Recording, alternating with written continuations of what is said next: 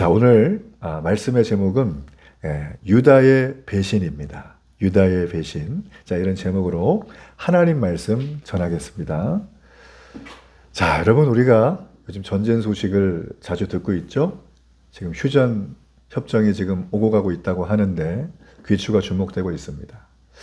우리가 역사를 보면 수많은 거대한 사건들이 굽이굽이 흘러서 강줄기를 만든 것처럼 보여요.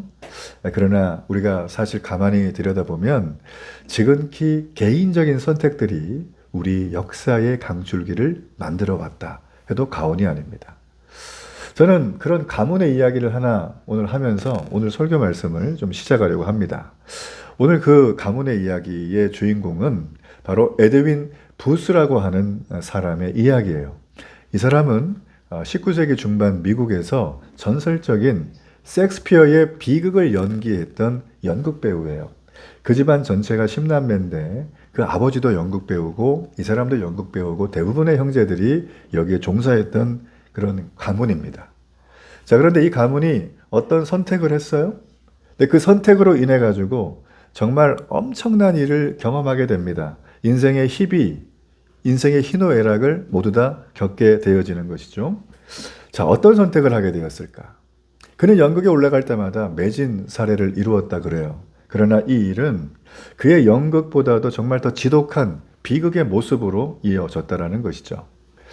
자, 1865년 4월의 어느 날이었습니다. 그의 막내 동생이었던 존 월커스 부스라고 하는 이 연극 배우인 자신의 막내 동생이 20대 중반의 이 사람이 어느 날 자신이 지지하고 있는 남부연합, 그때 당시에는 미국이 독립전쟁 하기 전이거든요. 그래서 남쪽과 북쪽이 팽팽한 대결을 하고 있던 시대입니다. 이 사람은 남쪽을 지지하는 사람이었어요. 그런데 이 남부연합에 방해가 된다고 여기는 한 인물이 있었어요. 당시 대통령이었던 에이브러함 링컨이었어요. 이 링컨 대통령이 워싱턴 포드 극장에서 공연을 보고 있는 동안 이 사람이 그를 암살하게 됩니다. 예. 막내 동생은 졸지에 대통령을 죽인 민족의 원수가 되고요. 이 유명한 연극 배우였던 그의 형 에드윈은 그 일 때문에 스스로 무대를 떠나서 은둔 생활을 할 수밖에 없었어요. 자, 그런데 몇 년 후 시간이 흘러서 뉴저지의 어느 한 기차역에서 사건이 발생을 했습니다. 운명을 뒤바꿔 놓는 사건이에요. 그 승강장에 수많은 인파가 몰려있죠. 우리도 지하철 타려고 보면 사람 많잖아요. 그러면 타지 못하고 떠밀릴 때도 있어요. 이때가 바로 그랬는데 이 승강장에 서 있던 어떤 한 청년이 떠밀려서 기차가 달려오고 있는 선로에 떨어진 겁니다. 너무 위험하죠? 자, 이거를 에드윈이 봤어요. 그래서 자기 목숨을 생각하지 않고 뛰어들어서 건져냅니다. 이 사람을. 자, 이렇게 살아난 이 청년, 고마움을 표시하고 헤어졌는데 이 청년이 한 통의 편지를 보냈어요. 더 중요한 건 더 정확하게 말씀드리면 그 청년이 보낸 편지가 아니에요. 누가 보냈냐면 이 청년이 누군가 편지 내용을 봤더니 이 청년은 자신의 동생이 암살한 에이브러함 링컨 대통령의 아들이었어요. 로버트 토드 링컨이라는 그의 아들이었어요. 영화 같죠? 슈라입니다. 슈라. 그리고 이 얘기를 이 청년이 살아나서 당시에 북부연합의 장군이었던 그랜트 장군에게 얘기를 했더니 이 장군이 감사 편지를 이 에드윈에게 보내게 된 거예요. 자, 여러분 잘 보세요. 이 두 형제는 부모도 같아요. 재능도 같아요. 자라온 환경도 같았던 형제의 삶인데 그의 두 형제는 천국과 지옥으로 갈라지는 결과를 맞이하게 됐어요. 왜 그렇게 됐을까요? 그 이유는 간단합니다. 그들이 마주했던 이 결정적인 순간에 했던 그 선택 때문이었어요. 여러분, 오늘 본문의 말씀 역시 인류 역사상 가장 위대한 선택을 받았지만 가장 비참한 선택을 내렸던 한 사람, 한 인물에 대해서 조명을 합니다. 자, 이 사람은 예수님의 일방적인 은혜를 통해서 제자가 되고 3년 동안 천국의 보화를 누렸던 사람이에요. 그리고 지금도 누리고 있습니다. 그의 이름 바로 가롯 유다예요. 그는 왜 12명 중에 하나로 남는 것이 아니라 영광스러운 제자의 이름을 버리고 오늘 설교 제목처럼 배신자가 됐을까? 여러분, 저는 이것을 오늘 여러분과 함께 좀 말씀을 살피기를 원합니다. 여러분, 우리는 오늘 이 유다가 선택했던 내용을 통해서 우리가 하나 봐야 될 게 있어요. 그게 뭐냐면 우리 내면 깊은 곳에 나도 모르게 있는 하나의 골짜기가 있어요. 그게 뭐냐면 영적인 골짜기인데 그 영적인 골짜기의 실체를 우리가 좀 오늘 바라볼 필요가 있습니다. 제목은 유다의 배신이지만 그 배신 뒤에 있는 영적인 전쟁의 실체, 영적 존재의 실체를 좀 알아보자는 거죠. 자, 오늘 본문의 말씀 1절은 6월절이라 하는 무교절이 다가오매라는 말씀으로 굉장히 장엄하게 시작을 합니다. 여러분 6월절은요 이스라엘 백성에게 그냥 단순한 명절 정도가 아니에요. 우리 설날 추석 맞으면 다 의미가 다르죠. 새해를 맞고 추수를 기뻐하는 그런 느낌이지만 이 6월절은 이 두 가지를 포함하고 100만 배는 더 중요한 거예요. 왜냐하면 죽음의 사자가 어린 양의 피를 너희 집 문설주와 임방에 바른 곳은 피해서 넘어가겠다라고 하는 여러분 구원을 기억하게 했던 날이고요. 또 하나는 노예로 있었던 수백만의 이스라엘의 선조들이 그 노예 사슬을 끊고 자유를 맞이했던 해방의 드라마의 사건이 바로 6월절이기 때문이에요. 그래서 6월절은 지금도 이스라엘에 가면 정말 엄청난 기쁨과 감격으로 이들이 맞이합니다. 자, 온 이스라엘 백성들이 예루살렘에 모여서 지금 지난주도 말씀드렸지만 십수만의 인파들이 한 15만에서 많으면 18만 정도 되는 인파들이 평소에 대여섯 배가 모여서 이 6월절의 잔치를 기념하고 예배하고 서로 나누고 하는 축제예요. 자, 그런데 오늘 본문 말씀해 보니까 카메라 앵글이 쫙 들어가는데 어디로 가냐면 성전에 음침하고 밀실 같고 아주 사람이 잘 안 가는 그런 곳으로 카메라가 들어가는데 여러분 거기에 갔더니 누가 계시냐면 백성들의 대표자였던 대제사장들이 있고요. 또 성경의 박사였던 서기관들이 모여 있어요. 자, 이분들 모이면 뭐 하실까요? 예배해야겠죠? 기도해야겠죠? 그걸 안 해요. 자, 이분들이 뭐 하시냐면 2절 말씀을 보세요. 자, 2절에 그 내용이 나와요. 예수를 무슨 방도로 죽일까 궁리하니라고 했어요. 자, 지금 여기 이분들이 모여서 무슨 얘기 하냐면 궁리한대요. 여러분 꿍꿍이가 있다 이런 얘기 들어보셨죠? 이게 그 얘기예요. 치밀한 계산과 전략을 짜고 있습니다. 자, 지금 이들은 뭐예요? 종교 지도자들이잖아요. 종교라고 하는 탈을 쓰고 나서 이들은 지금 뭘 하고 있습니까? 예수님을 죽일 살인 계획을 디자인하고 있다. 충격적입니다. 전 이거 보다가 너무 놀랐어요. 그들을 움직이고 있는 이 모든 동력은 하나님을 경외하고 하나님을 예배하는 은혜의 모습이 아니라 자신이 가지고 있는 그 알량한 권력이 좀 깨질까 봐 전전긍긍하는 두려운 마음으로 지금 그들은 밀실에서 이런 일을 하고 있어요. 상당히 난감합니다. 그렇죠? 상당히 교착 상태에 빠져 있어요. 자, 이럴 때 등장했던 이들에게는 혜성 같은 인물 한 명이 있습니다. 그게 바로 누구냐? 가롯 유다예요. 자, 이 유다는 대제사장들과 서기관을 만나요. 모의를 합니다. 근데 성경 말씀 보니까 4절에 성전 경비 대장을 만났다라고 했어요. 대장들. 여러분 성전 경비 대장들은 당시에 예루살렘의 성전만 지키는 게 아니고요. 예루살렘 치안 전체를 담당하던 공권력이에요. 한마디로 말하면. 무력 세력입니다. 자, 유다는 지금 어때요? 그들을 만나가지고 무력 사용하는 사람도 만났죠. 또 대제사장도 만났죠. 다 만났네요. 만나서 무슨 얘기 했을까요? 무슨 얘기 했을까요? 유다가 지금 만나가지고. 지금 이들이 뭐 하고 있죠? 예수님을 죽일 모의를 꾸미고 있다 그랬잖아요. 유다는 만나서 예수님의 채찍끝만이 알 수 있는 정보를 흘렸을 겁니다. 예수님이 기도하러 가시는데 혼자 가실 때 있거든. 그때가 몇 시야. 이런 거 있잖아요. 그래서 지금 예루살렘에 수십만 명 와 있다 그랬죠? 이 사람들이 백주 대낮에 예수님을 딱 잡으면 밀란이 날 수도 있잖아요. 그러니까 밀란이 나지 않게 예수님을 체포하는 방법. 자, 여기에 대해서 이 유다는 손에 패키지 쇼핑백을 하나 딱 들고 그들에게 던져준 거예요. 자, 궁리하다란 말이 바로 그겁니다. 여러분 성경은 이 비극적인 결합을 어떻게 얘기를 하냐면 그들이 기뻐하여 돈을 주기로 언약하는지라 라고 돼 있어요. 서로 너무 잘 맞은 거예요. 그렇죠? 서로의 기대에 부합한다. 여러분 6월절은 구원의 축제일입니다. 구원의 축제일은 구원자가 필요한데 이 구원자를 팔아 넘기면서 기뻐하고 있는 두 그룹이 있었잖아요. 종교 지도자 그룹과 또 누구예요? 한 제자인 가룟 유다가 있었어요. 그는 예수님의 제자입니다. 여러분, 이건 단순한 정치적인 음모가 아닙니다. 이들에게는 어둠의 그림자가 드리웠고 어둠을 선택했어요. 그러나 빛 대신 예수님이 오시니까 어둠이 발악을 하는 거예요. 그렇죠? 자, 이때부터 유다는 눈이 싹 바뀌어요. 여러분, 이게 되게 중요해요. 사람이 눈이 싹 바뀔 자. 눈이 돌아간다 그러죠? 무섭잖아요. 혹은 애가 미치잖아요. 지금 유다의 눈은 어떻게 바뀌냐면 예수님의 제자, 예수님을 흠모하고 예수님 말씀대로 살려는 사람에서 예수님을 팔아 넘길 장사꾼으로 눈이 바뀌기 시작하는 거예요. 사냥꾼으로. 여러분, 그 대목이 지금 이 내용의 핵심입니다.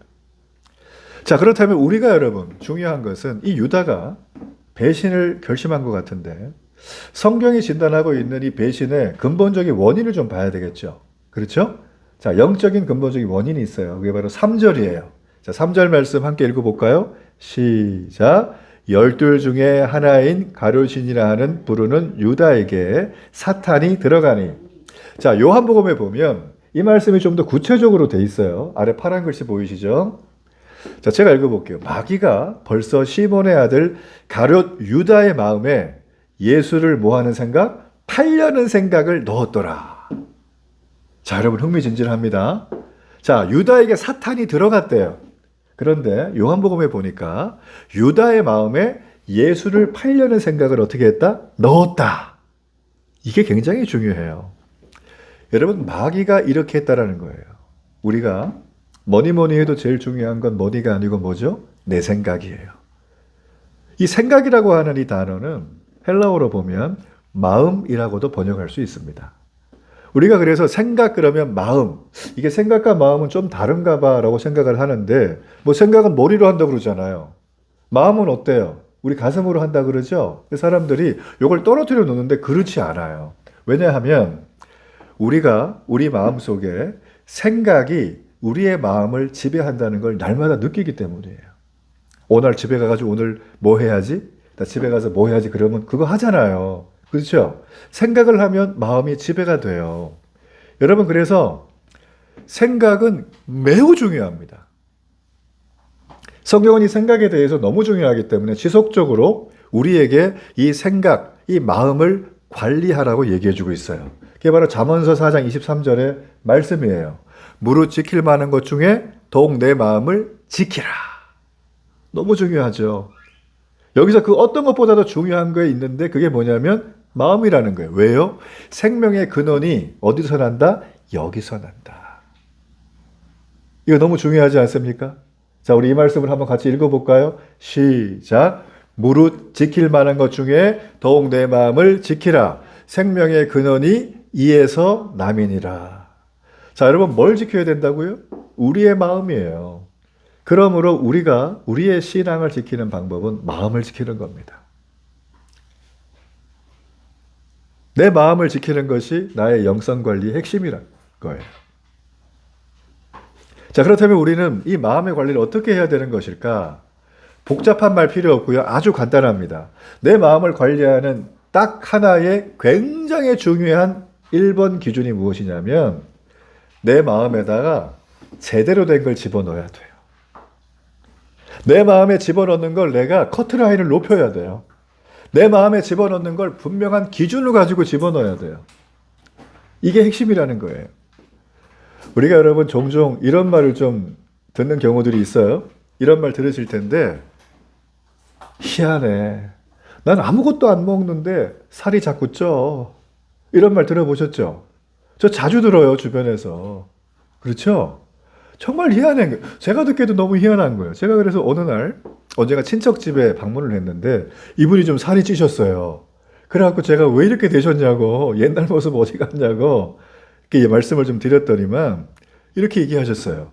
자기는 밥을 거의 안 먹는데요. 진짜. 탄수화물 요만큼 하루에 한 끼 정도 먹을까 말까. 희한해. 속으로 야, 그러면 살이 안 쪄야 되는 게 정답인데, 그쵸? 그런데 이분이 그 다음 얘기를 하셨어요. 그런데 간식은 못 참지. 자, 이런 분일수록 간식은 식사가 아니라고 생각을 하죠.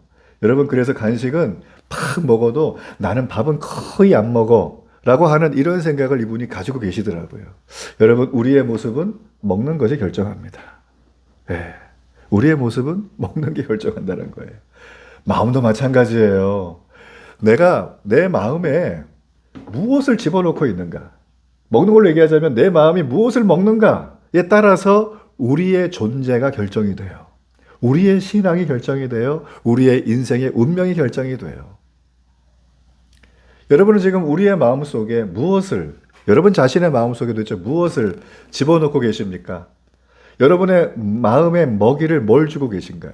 여러분 사실 이 부분은요, 그냥 자고 있는 중에 어느 날 막 기도하다 생각나는 부분이 아니라 그냥 우리가 일상생활을 살아가면서 나도 모르게 하는 무의식적인 행동들 있죠.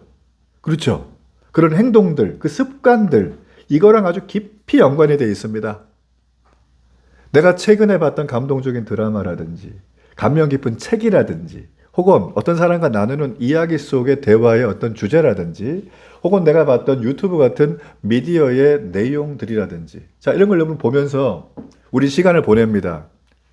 내 손에 쥐고 있는 스마트폰이 누가 시키지도 않았는데 한 번도 놓지를 않아요. 우리는 일할 때도 들고 있고 밥 먹을 때도 보고 있고 화장실에서도 보고 있고 운동할 때도 끼고 있고 그렇죠? 스마트폰 없는 분들 여러분 보셨어요? 대한민국은 98%래요. 보급률이. 제가 볼 땐 100%가 넘을 것 같아요. 애들도 들고 다니더라고요. 제가 어떤 다큐를 보니까 최근에 나왔던 다큐인데요. 요즘 왜 전 세계적으로 그 미성년 아이들에게는 스마트폰을 SNS, 그 소셜 네트워크 있죠? 그쵸? 우리가 뭐 주로 하는 것들 있잖아요. 인땡땡, 뭐, 카땡땡 이런 거 있잖아요. 그런 것들을 쓰지 못하게 하는 법안을 채택한 나라들이 늘고 있어요. 스마트폰이 한 100여만 원 이상 되는 고가의 제품인데 아이들에게 그냥 시간 때우기용으로 준 거예요. 전화하면 받을 정도로만 준 겁니다. 부모들이 스마트폰을 줄 때 이 스마트폰의 해악, 엄청난 파괴력, 여기에 대해서는 제대로 얘기를 하지 않고 아이들에게 그냥 그저 자기 편의적인 수단으로 밥 먹을 때 애가 떠들면 안 되니까 식당에서 그죠? 조용하는 용도로. 전 그게 너무 두려워요, 사실은. 저 식당 종종 가면은 조그만 꼬맹이들이 있어요. 한 뭐 3살, 4살 정도 되는 애들한테 부모들이 스마트폰을 지어줘요. 태블릿 패드라든지 이런 거. 그래가지고 애들 좋아하는 뭐 이렇게 뽀로로 같은 거 보게 만듭니다. 3살 때는 뽀로로 보겠지만 13살 되면 뭘 볼까요? 20살 되면 뭘 볼까요?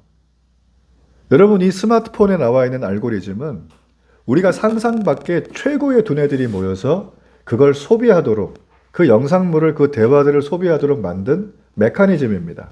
제가 나중에도 얘기를 하겠지만 이게 장난이 아니에요. 이런 내 손에 쥐고 있는 스마트폰에서 보고 듣는 그 모든 것들이 뭘 하고 있다? 누구를 살찌운다? 나를 살찌우는 거예요. 어떻게요? 내 마음을, 내 생각을 살찌우는 것입니다. 혹자는 말합니다. 목사님, 이거 없으면 일을 못해요. 그렇죠. 이거 가지고 일하는 분들 많거든요, 실제로. 저는 동의합니다. 그러나 일할 때만 써야 되는데. 정말 중요한 걸 주고받을 때만 써야 되는데 그 외의 시간에 내가 뭘 하고 있는가. 이게 핵심이라는 거예요. 여러분 보세요. 본문 말씀에 이 사탄 마귀가요. 당시에 유대 지도자들이 예수님을 어떻게 죽이지 이전에 그랬잖아요. 그렇죠? 그런 궁리를 시작을 하니까 사탄 마귀가 레이더를 딱 킵니다. 그리고서 삥 돌아봐요. 자, 이 종교 지도자들하고 짝짝꿍 할 존재가 누가 있는가 돌려봤더니만 예수를 팔려는 마음이 조금 있는 제자 한 명의 눈에 띈 거예요. 그 가룟 유다 띈 거예요. 그래서 그 마음속에 사탄이 싹 들어가 버립니다. 그의 생각을 타고. 전 이걸 보다가 어떤 영화가 떠올랐어요. 여러분 보셨나 모르겠는데 인셉션이라고 하는 영화가 있습니다. 좀 예전 영화인데 크리스토퍼 놀란이라고 하는 놀라운 감독이 만들었어요. 이분은 상업적인 영화를 만들긴 하지만 굉장히 정신세계가 다양합니다. 그리고 작품성이 있는 감독이라고 이렇게 지켜받는 감독 중에 하나예요. 이 인셉션의 영화를 보면 약간 좀 미래지향적이고 공상의 세계가 나오기 때문에 선뜻 현실 세계랑은 맞지 않는 것처럼 보이지만 그 영화가 말하는 핵심적인 줄거리는 이거 하나입니다. 뭐냐면 어떤 사람이 잠을 자요. 우리 꿈꾸죠. 근데 그 꿈 속에 어떤 타인이 침입을 해 들어옵니다. 그리고 나서 그 꿈에다가 생각의 씨앗 하나를 심어놔요. 그럼 이 사람 꿈에서 깨죠. 그러면 어제도 나고 오늘도 난데 꿈속에 들어가 있는 그 씨앗대로 움직이는 거예요. 이 사람을 장악하는 거죠. 그죠? 자, 그게 바로 그 영화의 핵심입니다. 여러분, 지금 사탄은 유다의 마음속에다가 한 가지 생각을 심어줬어요. 그게 뭘까요? 예수님을 팔면 어떨까? 라고 하는 이 바이러스적인 악한 생각을 심었던 거예요. 인셉션을 한 것입니다. 여러분, 유다의 배신은 오늘 한 번에 된 게 아닙니다. 이런 과정이 필요했다는 거죠. 자, 하지만 저는 여기서 중요한 하나의 질문을 던지고 싶어요. 자, 사탄이 유다한테 들어갔잖아요. 그러면 유다도 피해자겠네요? 유다가 가해자가 아니겠네요? 그렇죠? 생각하기에 유다도 지금 사탄한테 피해보고 있는 거잖아요. 그렇죠? 자, 여러분, 이게 맞는가 아닌가 한번 우리가 좀 따져보자는 거예요.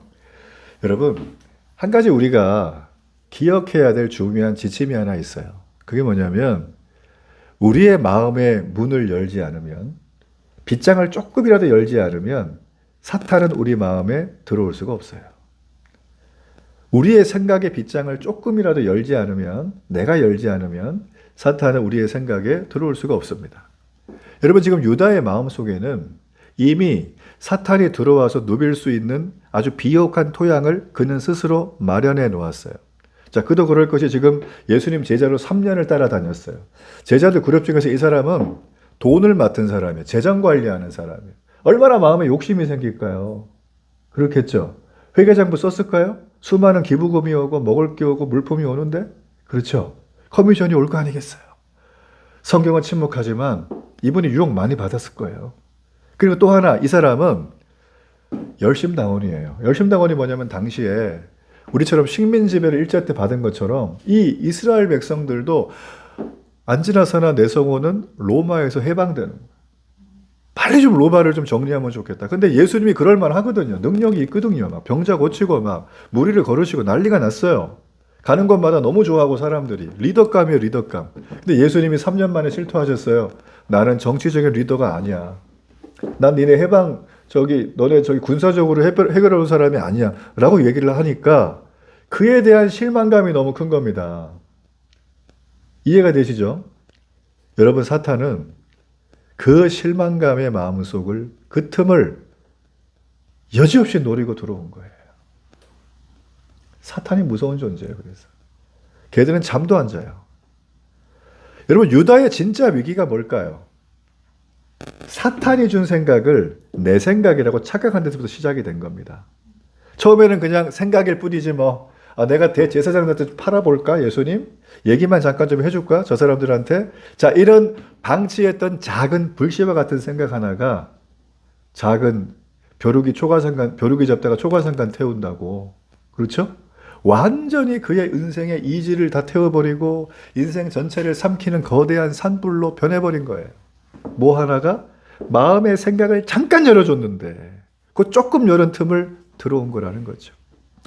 여러분, 우리가 살아가면서 괴롭고 힘들 때 가만히 보면 내가 내 마음의 문지기임을 포기했을 때 와요. 부모님 말씀 한번 어겨도 돼. 이 정도야 뭐. 우리 어릴 때 많이 경험했잖아요. 엄마, 나 참고서 사야 돼. 돈을 줘요. 그럼 그 들고 뭐 하죠? 안 사죠. 누가 그걸 사요? 저도 안 샀거든요. 그런 마음이 든다라는 거예요. 김대리, 요번에 매출이 이런데 이렇게 해가지고 은행에 좀 넣으세요. 딱 봤더니 요 정도만 땡기면 될 것 같아요. 이런 생각이 우리에게 들어요, 안 들어요? 들어요. 친구를 만났어요. 친구가 딱 봤더니 남들이 다 부러워하는 사자 직업에다가 아주 뿌리뻑적한 막 번쩍번쩍한 차 타고 와가지고 옷도 위에서부터 아래까지 다 알만한 명품들이에요. 근데 자기는 지나가던 이마트 아주 박앤세일 하는 거 입고 와가지고, 그쵸? 차도 없이 걸어왔는데 할 말이 없잖아요. 그렇죠? 그럼 어떻게 될까요? 부풀리는 거예요. 우리가 이런 일들은 주변에서 흔하게 보는 일들입니다. 이런 얘기 하자면 한도 끝도 없어요. 그렇죠? 한도 끝도 없습니다. 저도 수없이 경험하고 당하고 제가 또 진행하고 했던 그런 것들이에요. 여러분, 우리가 우리의 마음의 문지김을 포기할 때 사탄의 생각은 우리의 주인으로 앉아버립니다. 여러분, 이것이 바로 오늘 본문이 경고하고 있는 영적 파산에 가장 소름 끼치는 내용이라는 거죠. 자, 여러분, 그렇다면 이 유다가 예수님을 팔려고 이제 완전히 마음 먹었잖아요. 사탄과 딱 짝짝꿍을 해가지고. 그러면 예수님을 팔고 받는 값이 있겠죠. 그 값이 얼마인 줄 아세요? 오늘 이게 말씀을 안 나와요. 다른 본문에 보면 은 30개라고 하는데 은 30세겔입니다. 당시 화폐 이름이. 자, 이게 어느 정도 값이냐면 노예 한 명의 몸값이에요. 당시 노예, 쓸모없는 노예들. 자, 그러니까 지금 이 유다는 이런 고급 정보를 흘리고 예수님 팔으려고 패키지 상품을 딱 주면서 받았던 게 뭐예요? 온 세계 창조하시고 우리를 지으시고 우리를 사랑하시고 우리에 대한 계획이 있으신 그 창조주 예수님을 노예값으로 팔아버린 거예요. 시장통에서 있는 흔한 노예값으로. 여러분, 사탄은 우리에게 생각을 심어준 다음에 그 결과는 절대 우리가 원하는 걸 주지 않아요. 환상일 뿐이에요. 제가 예전에 해외 토픽 기사에서 어떤 은행 직원이 실제 있었던 일인데 천문학적인 돈을 횡령했어요. 자기 상사와 함께. 그리고 둘 다 가정이 있었는데 둘이 눈이 맞아서 바람났어요. 도망을 갔어요. 그 천문학적인 돈을 들고. 그리고 편지 이렇게 썼어요. 우리는 행복하게 살 거다. 근데 불과 몇 년 후에 이들이 변사체로 발견됐어요. 이거 실제 있었던 일이에요. 사탄은 우리에게 환상을 줍니다. 이걸 하면 낙원에 이를 거야. 이걸 하면 파라다이스야. 이걸 하면 유토피아가 와. 그런 거 없어요. 없습니다. 역사 속에 우리가 아무리 많이 봐도 나오질 않고요. 내 인생만 한번 보세요. 여러분. 내 인생 걸어온 발자국을 보세요. 그대로 갔더니 환상적인 어떤 삶이 이루어지던가요? 그랬으면 이 자리에 안 있었겠죠. 그렇죠? 안 이루어져요. 절대 안 이루어져요. 사탄이 우리에게 주는 미끼는 달콤하지만 그걸 내 마음에 집어넣는 순간 우리는 창조주 예수님을 쓸모없는 노예 한 명의 몸값에 팔아넘기는 어처구니 없는 그런 대가를 받을 수밖에 없는 거예요. 여러분, 우리가 살아가면서 성도들의 삶 속에 우리는 매일 아침 우리만의 이 은 30세겔 앞에 머뭇거립니다. 우리는 생각하죠. 야, 요즘에 직장 구하기 어렵대, 우리 애들. 좋은 직장 가야 되니까 기도 많이 해야 돼. 저도 맨날 그 얘기 하거든요. 그리고 내 노후가 이제 펼쳐지고 있는데 너 불안하지 않니? 야, 우리가 노후 살려면 보니까 뭐 15억은 있어야 된다 그러고 막 어떤 사람이 20억이라 그러고 아주 그냥 쌀만 먹고 죽을 것도 없는데 뭔 15억이에요. 그죠? 그리고 여러분 또 생각하잖아요. 청년들은 결혼하면 행복할까? 혼자 살까 그냥? 이것 때문에 갈등을 많이 해요, 실제로. 그러지 않습니까? 여러분, 이런 것들이 우리가 매일 아침 일어나가지고 현관문을 딱 나서려고 딱 서면 우리에게 은 30세겔이라는 유혹으로 내 생각을 점령하고 들어오는 겁니다. 마치 유다에게 던진 것처럼. 제가 최근에 제가 다큐 좋아한다 그랬잖아요. 전 보통 다큐를 한 주 두세 편은 보는 편인데 참 시사적인 얘기들을 참 얘기를 잘해줘요. 제가 봤던 한 다큐에는 한 분의 우리가 이름만 대면 알만한 아주 유명 IT 기업의 개발자 한 명, 한 청년이 나와서 인터뷰를 했어요. 심경 고백을. 내용이 뭐냐면 이 사람은 자기네 웹사이트에 들어오는 사람, 그 광고 회사니까 들어오면은 여기 오랫동안 머물러야 되잖아요. 유저가. 그렇죠? 그래야 되니까 머물 수 있도록 알고리즘을 개발을 한대요. 많이 머물러야 광고 수익이 극대화가 되기 때문에. 그래가지고 의도적으로 사람들이 머물 수 있는 그런 트릭을 거기다 꽂아 놓는데요. 자극적인 거, 혐오스러운 거, 음모, 추측 이런 거 있죠. 그죠? 유명 연예인 누가 어디서 도망갔더라. 근데 봤더니 그게 그냥 드라마의 한 대목인데 그렇게 하니까는 이 사람이 이런 짓을 했어? 우리 들어가 보잖아요. 그렇죠? 당하지 않길 축복합니다. 이런 분들이 그거 만드는 거예요. 그래가지고 이런 알고리즘을 하면서 자기가 괴로웠대요. 자기가 양심이 있으니까 이러면 세상이 병들 텐데. 음모론이 펼친 텐데. 이러면 우리 애들은 어떡하지? 우리 애가 이거 보면 어떡하지? 청년이니까 애 얘기는 안 하고 우리 부모님 보면 어떡하지? 그 얘기를 하시더라고. 그런데도 불구하고 그는 이걸 통해서 얻을 수 있는 막대한 보너스가 있고 승진의 기회가 있잖아요. 그러니까 이게 은 30세겔이에요. 자기에게는. 그 멈출 수가 없는 거예요. 그러면서 그가 나중에 인터뷰에서 눈물을 흘리며 이런 얘기를 했어요. 저는 기술을 팔고 있다고 생각했지만 사실 제 영혼을 팔고 있었습니다. 중요한 거예요. 저는 이분의 고백이 우리의 고백이 되면 좋겠어요. 우리는 은 30세계를 얻으려고 나의 모든 걸 팔아요. 예수님마저도. 그러나 멈춰야 되는 거예요. 나의 편의성과 나의 이익 때문에 오늘 나의 구주 사랑하는 예수님, 부활하신 그 주님, 너도 부활할 거라고 약속해 주신 그 주님을 나의 저울대 위에 올려놓고 흥정을 하고 있는 게 우리 모습이라는 거예요. 네. 말씀이 되게 진지하죠, 오늘? 네. 유다의 배신이기 때문에 그래요. 자, 본문으로 돌아가서 6절을 보겠습니다. 6절은 비극의 절정이에요. 자, 6절 말씀 함께 읽어볼까요? 시작. 유다가 허락하고 예수를 무리가 없을 때 넘겨줄 기회를 찾더라. 자, 여러분 지금 여기 보면 유다가 결정했어요. 유다는 이전의 유다가 아니에요. 이제 예수님을 배신할 타이밍만을 찾습니다. 여러분, 죄가 우리에게 들어오면 첫 번째 일어나는 게 뭐냐면 우리의 시선이 왜곡되기 시작해요. 죄가 들어오면 나의 사랑하는 구주 예수님이 방해물처럼 보여요. 제거하고 싶어요. 나한테 자꾸 뭐라고 하시거든. 나를 위해 기도해주는 교회 성도들이, 담임 목사님이, 교회 리더들이 거추장스러운 방해꾼처럼 보여요. 그렇죠? 그런 생각이 드는 거예요.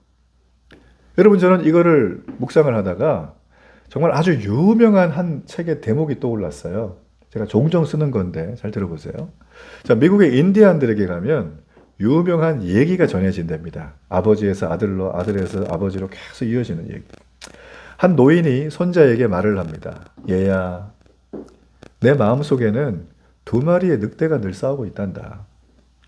한 마리는 분노를 일으키는 늑대고 시기를 조장하고 탐욕을 부르고 증오를 부르고 거짓말을 잘하는 악한 늑대야.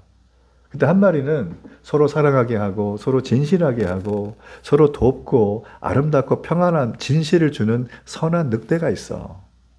그 손자가 듣다가 궁금하니까 질문을 냈어요. 할아버지, 그러면 어떤 늑대가 이기나요? 그랬더니 할아버지가 짧게 말했어요. 네가 날마다 먹이를 주는 늑대가 이기지. 여러분, 중요한 얘기 아닙니까?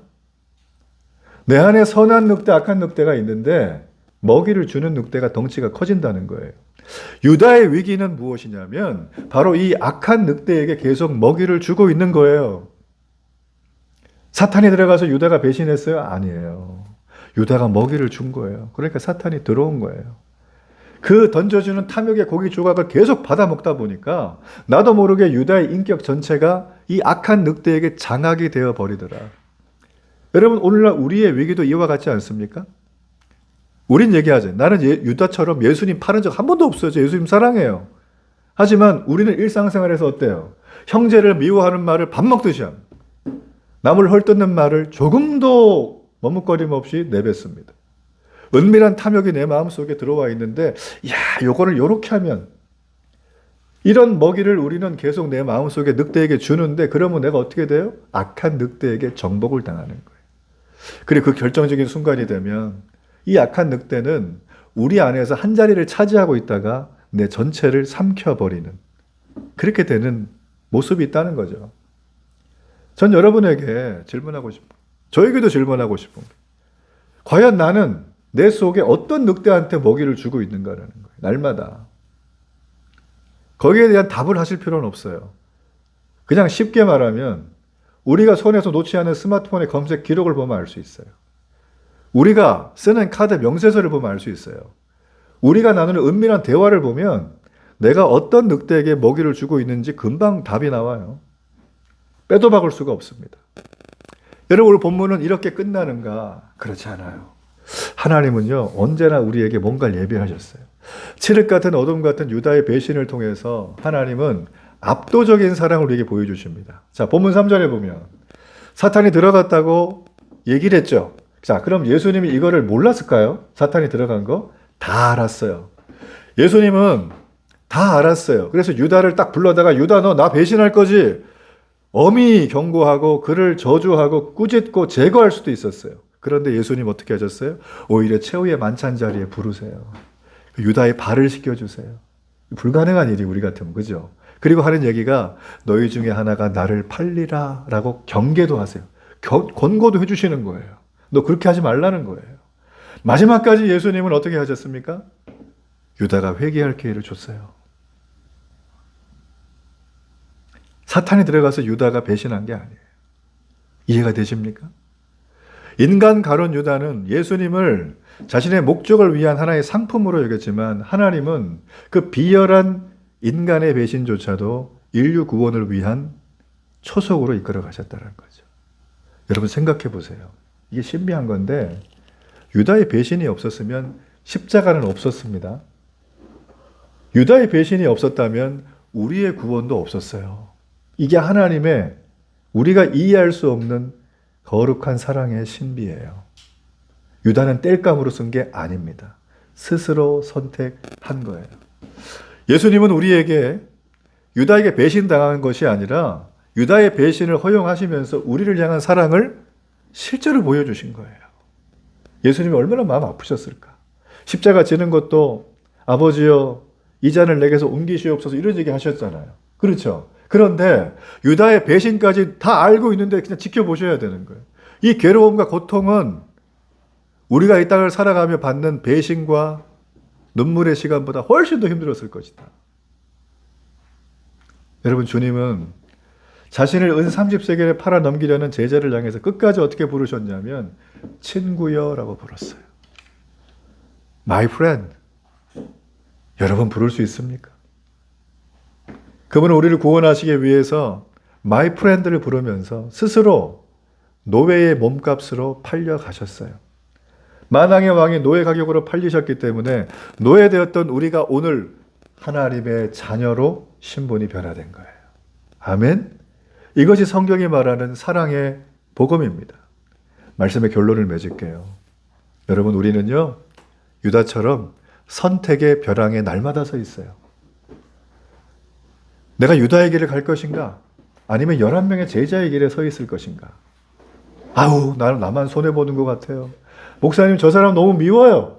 우리가 이런 마음 들잖아요. 이게 뭔지 아세요? 사탄이 여러분에게 던지는 스팸 문자예요. 악성 코드가 담겨있는 스팸 메일이에요. 그럴 때 우리는 생각해야 돼요. 주의 보혈로 깨끗이 씻어 주옵소서. 그래 여러분 생각해야 돼요.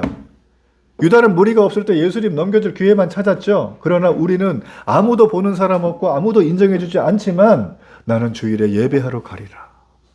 예배 자리를 찾아야 돼요.